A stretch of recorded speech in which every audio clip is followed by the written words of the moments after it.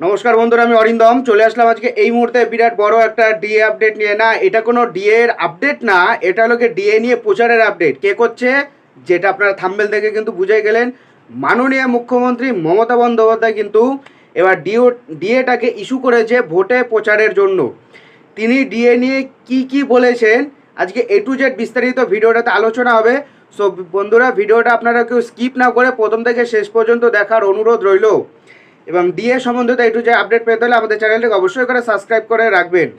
ভিডিওটা ভালো লাগলে অবশ্যই করে একটা করে লাইক করে দিয়ে যাবেন।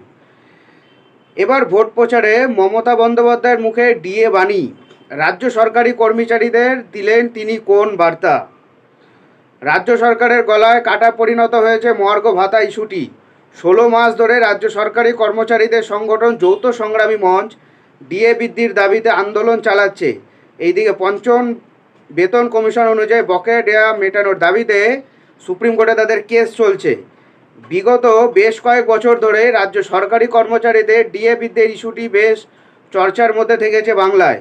এই নিয়ে রাজনীতি হয়েছে। আন্দোলনকারীদের উদ্দেশ্যে মুখ্যমন্ত্রী মমতা বন্দ্যোপাধ্যায় কুকথা প্রয়োগ করেছেন বলে অভিযোগ। আবার ডিএ আন্দোলনের মঞ্চে থেকে বাম রামকে এক হাত হতে দেখা গেছে। এরই মাঝে মধ্যে এবার ভোট প্রচারে গিয়ে মমতা বন্দ্যোপাধ্যায়ের গলায় শোনা গেল ডিএ নিয়ে বার্তা।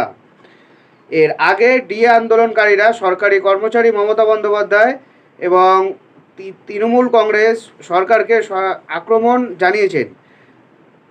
তাদের ধর্ণা শুধুমাত্র ময়দানে সীমাবদ্ধ থাকেনি, দিল্লির যন্তর মন্তর থেকে নবান্নের সামনেও নিজেদের দাবি তুলে ধরে বিক্ষোভ প্রদর্শন করেছেন রাজ্যের সরকারি কর্মচারীরা।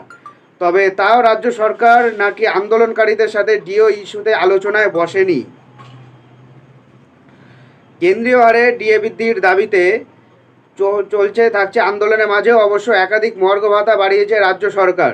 2023 সালের বাজেট চিরকুটে লিখে ডিএ বাড়ানোর বার্তা গিয়েছিল রাজ্যের অর্থমন্ত্রী চন্দ্রিমা ভট্টাচার্যের কাছে। সেবার 3% হারে ডিএ বেড়েছিল। পরে গত বছর ডিসেম্বরে বড়দিনের অনুষ্ঠান মঞ্চ থেকে ফের 10% ডিএ কথা ঘোষণা করে মাননীয় মুখ্যমন্ত্রী মমতা বন্দ্যোপাধ্যায়। আর লোকসভা ভোটের আবহে পেশ হওয়া রাজ্য বাজেটে ফের একবার ডিএ বাড়ানো হয়েছে। এবার ডিএ 4% বাড়ানো হলো, অর্থাৎ রাজ্য সরকারি কর্মচারীদের ডিএ বেড়ে 14% হয়ে গেছে। তবে এখন সেই বর্ধিত ডিএ পেতে শুরু করেনি রাজ্য সরকারি কর্মচারীরা, আগামী মে মাস থেকে শুরু করবে। এরই মাঝে মমতা বন্দ্যোপাধ্যায় মনে করিয়ে দিলেন যে মে মাস থেকে বর্ধিত হারে ডিএ পাবেন সরকারি কর্মচারীরা।